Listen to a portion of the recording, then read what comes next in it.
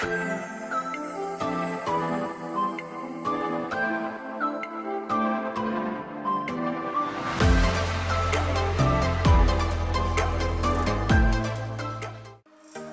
teman-teman, apa kabar semuanya? Semoga selalu sehat dan dalam kondisi yang baik.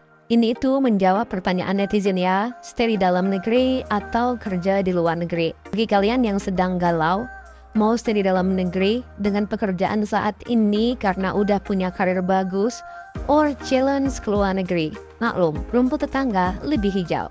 Berdasarkan pengalaman sendiri nih, dan melihat pengalaman teman-teman yang lain yang udah lama di sini, yuk mari kita lihat sama-sama.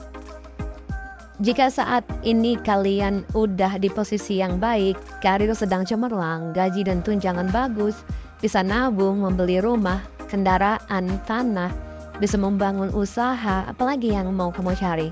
Walaupun itu enggak wow, enggak luar biasa, enggak spektakuler, yang biasa-biasa aja, tetap aja kamu sudah memiliki hidup yang sangat beruntung untuk kelas karyawan. Hidup di dalam negeri itu memiliki whole package, mulai dari dekat dengan keluarga, kehidupan sosial yang baik, budaya, entertainment, hobi, makanan yang enak-enak, bisa memilih pertemanan yang kamu inginkan, yang sefrekuensi dengan kamu. Dari semua hal yang kita miliki dalam hidup ini, yang paling penting itu, yang paling membahagiakan, itu sesungguhnya adalah orang-orang ya, manusianya. Di luar negeri, kamu tidak bisa memilih pertemanan yang kamu inginkan karena kita minoritas di sini. Jadi ya, berteman sama siapa aja. Dan yang ada itu juga belum tentu baik. Kamu akan stres jika tidak memiliki pertemanan yang setara. Semakin kamu bagus, semakin kamu hebat, maka semakin susah pula kamu mendapatkan orang yang setara dengan kamu dalam hal kecocokannya. Dan untuk cocok itu butuh waktu yang lama. Apalagi kan kita minoritas, lebih limited lagi. Well, ini soal mental dan psikis. Jika kamu udah siap kehilangan seperti di atas itu, ya monggo digas aja. Kalau kamu dapat pekerjaan profesional yang sama dengan yang kamu punya sekarang, itu sih oke ya, especially kalau package-nya lebih, berarti bagus lah, kamu ada peningkatan. Kalau kamu keluar negeri downgrade itu jauh, kerja buruh, terus ya agak berat, itu bisa dipertimbangkan lagi ya. Coba gini deh, saat ini karena posisi kamu di kantor itu udah bagus, fasilitas bagus, mulai dari punya sekretari, driver, business trip diklaim perusahaan, dan lain-lain, kamu bisa enak dan mudah. Yakin tuh, kalau kamu mau jadi buruh, gak ada fasilitas apa-apa, apalagi kamu pekerja digital saat ini yang selalu diupdate dan diupgrade sama klien-klien kamu, ketemu orang-orang pintar dari berbagai negara, keep you always update and knowledgeable and advanced. Bagi saya, yang enggak banget dari semua ini adalah itu bawa makanan sendiri. Sumpah itu aku nggak terima banget kerja itu bawa makan sendiri. Biasa kalau makan itu disediain kantin perusahaan yang masak safe, live cooking, buffet mulai dari salad sampai dessert ada semuanya, dan semuanya enak-enak. Once makan di luar itu juga diklaim sama kantor. Nah lo, yakin tuh kamu mau makan masak sendiri. Jadi jam makan siang itu kayak nggak ada yang ditunggu gitu loh. Udah tahu kamu makan makananmu sendiri dan aduh udah kayak udah nggak minat gitu loh. Yang ada turun berat badan. Udah gitu makanya cepet-cepet pula. Soalnya jam istirahat di sini setengah jam. Itu kalau misalkan lagi sibuk banget tuh lari-lari banget. Nggak sempet gosok gigi, udah balik ke kerja lagi. Nggak nyaman banget sih kalau aku. Nah kerja itu kan bukan hanya soal uang aja ya kan. Jadi kerja itu juga pembentukan karakter. Dan kalau kamu masih kayak sekarang ini kan kamu masih early 20, udah punya karir bagus kayak gitu, ya itu dilanjutkan aja, dipertahankan aja. Ingat ya, manusia itu produk lingkungan loh.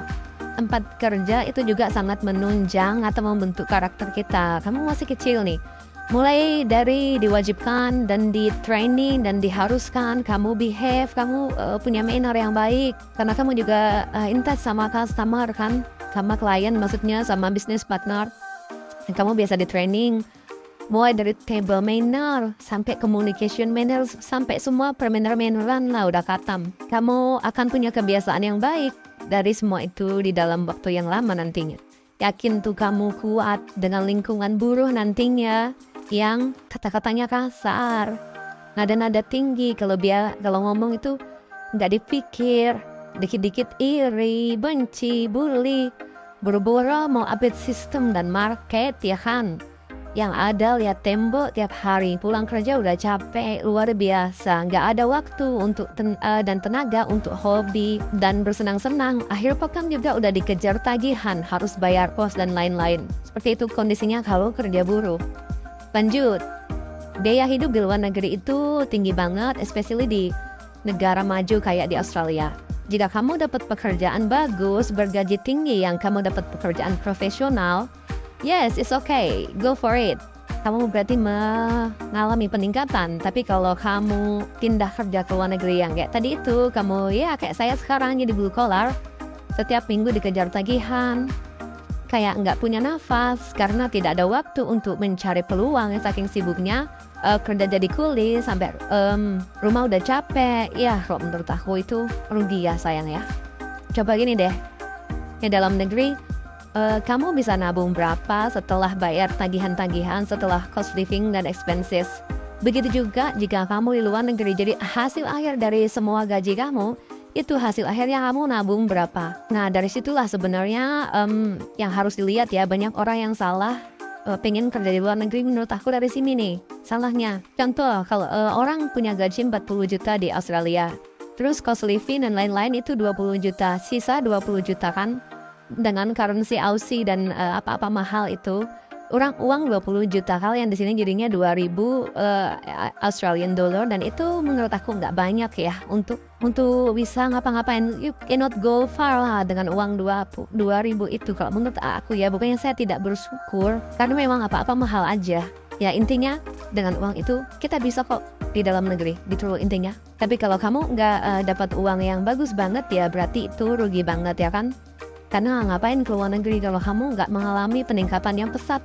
Kalau cuma 11-12 ya di dalam aja. Terus saran saya sih, jika kamu penasaran, ingin tahu kerja di luar negeri kayak apa, kamu bisa trial dulu. Semacam holiday gitu. Kamu ada teman atau apa, kalau kamu masih muda kan kamu bisa apply WHP. Itu kalau WHP itu beda banget, ada standarnya. Pokoknya orang WHP intinya pintar-pintar udah. Terus menurut saya keras banget sih hidup di luar negeri itu. Tidak ada pilihan lain, harus sukses, harus luar biasa, atau pulang ke Indonesia. Karena kamu rugi udah meninggalkan semua yang enak-enak tadi. Dan nakut-nakutin, gak nyuruh juga dan tidak melarang. Because I care you guys, I care you ya. Kamu masih muda nih, kamu masih early 20s. Entah kamu gak mau tuh nangis setahun kayak saya dan gak bisa pulang lagi. Karena posisi kamu udah bagus di dalam negeri. Banyak orang di sini tuh ya keras ya, udah kado masuk ke dalam samudra, berenang aja tidak survive, harus bisa surfing, harus bisa dance on the wave, otherwise dead. Ya aku termasuk kayak gitu. Saya jadi buruh sekarang saya.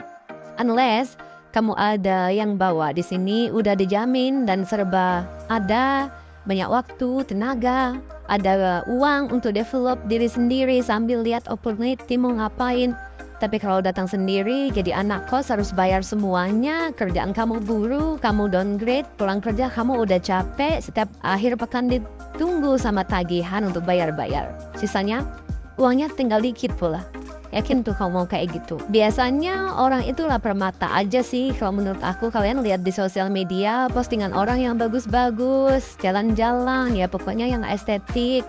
Itu yang kamu lihat itu virtual aja, fata morgana. Nggak mungkin lah saya nangis setahun saya update tiap hari tengah malam, ya kan nggak mungkin. Ya orang yang senang-senang di luar negeri itu yang hidupnya udah enak, yang udah mapan, biasanya ada yang bawa, tinggal lurus aja jalan tol semuanya. Jadi bisa ngejalanin hobi, bisa beli kamera tuh mahal, jalan sana sini ngabisin waktu. Coba kalau pasan mana bisa kayak gitu, pulang kerja udah capek, mau buang-buang uang, buang waktu, udah nggak mungkin. Waktu adalah uang. Kalian pasti mikirnya ya jalan-jalan, ngejar-ngejar waktu buat mainan drone. Tuh mana bisa, kerja sehari udah berapa kayak gitu mikirnya kan. Berapa ribu lagi ntar, berapa puluh juta beli kamera. Dari yang aku lihat orang-orang yang nggak betah di sini selama saya di sini, itu yang kayak kamu gitu, yang kayak aku juga.